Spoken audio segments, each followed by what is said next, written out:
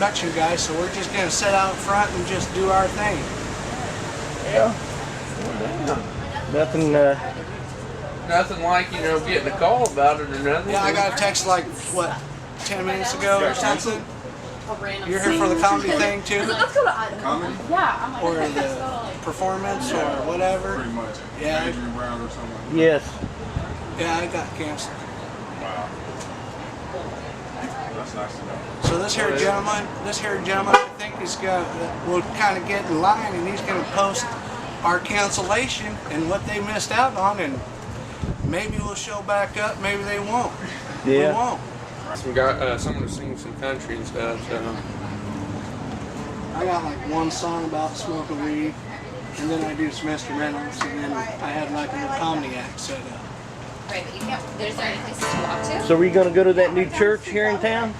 You know what? I haven't went to church since I've been here. The Cannabis Church? Huh? Cannabis Church? You hadn't heard of it? Oh, I'd have now. It's been hitting the headlines. Well, I've been diabetic the last 2 years. Yeah.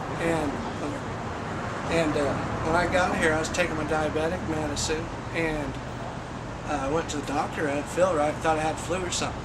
He said, "You ain't diabetic no more." And I smoke heavy. Yeah. I smoke a lot. Only time I don't smoke weed is when, you know, I got to work. I'll stay clean for that. Yeah. But if I don't have to work, I'm smoking all the time.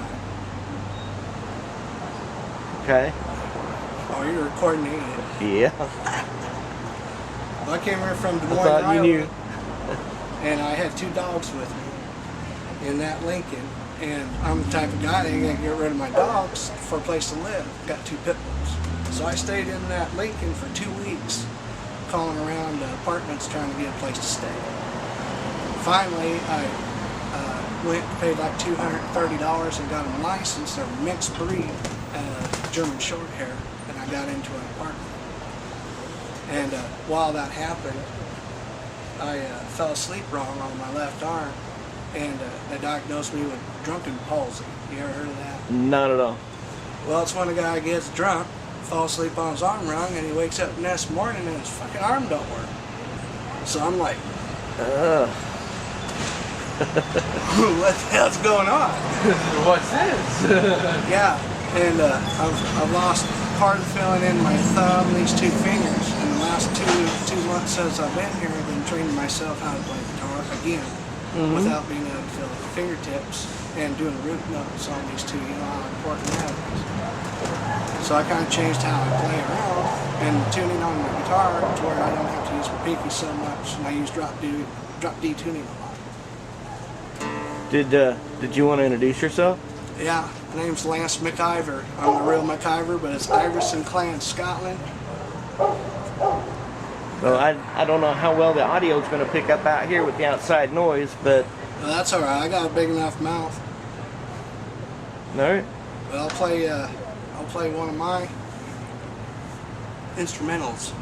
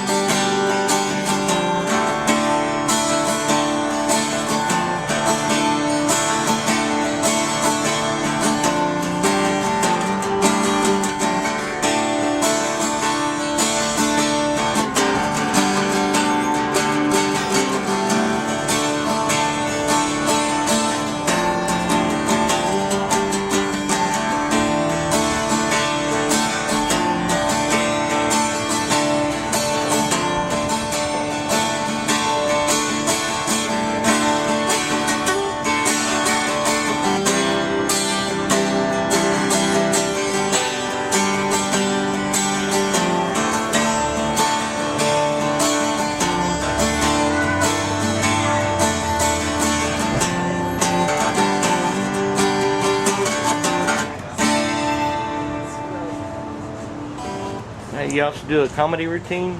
Yeah, that is real stuff happened to me. You know what? So it's his life story. A lot of people bum a cigarette down here. And ever since I've been down here, you walk across somebody, you're smoking a cigarette, and they will ask you for a cigarette.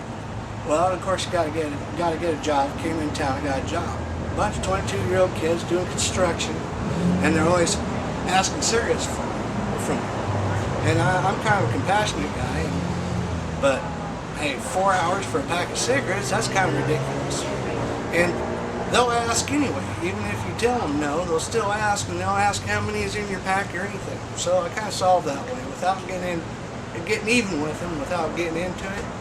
I got 2 dogs, so I got a separate pack of cigarettes, and I took like 8 of them out, and I wiped each one of the filters on my dog's ass and put them back inside the pack. And then every time one of those fucking kids asked me for a cigarette, I gave them one of those. Guess what? Guess what you're smoking? You're smoking dog shit. How you like that? Cheech and Chong style.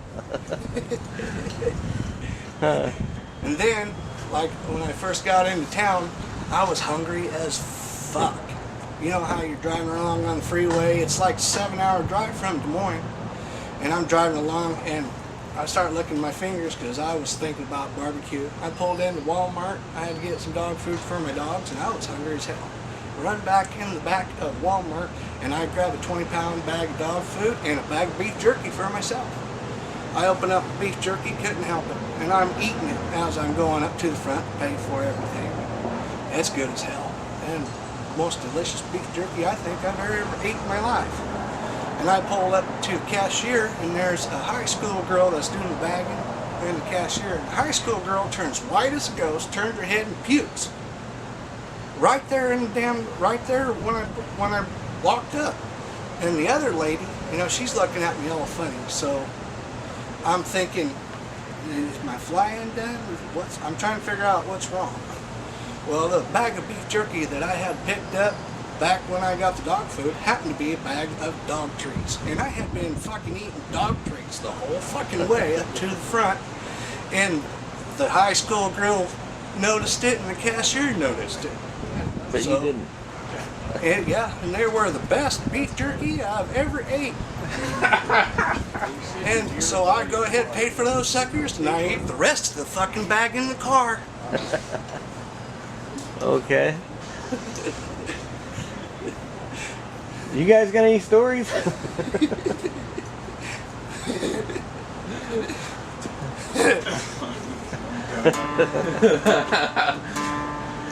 That's a true story. Swear to God, happened to me first day I got here.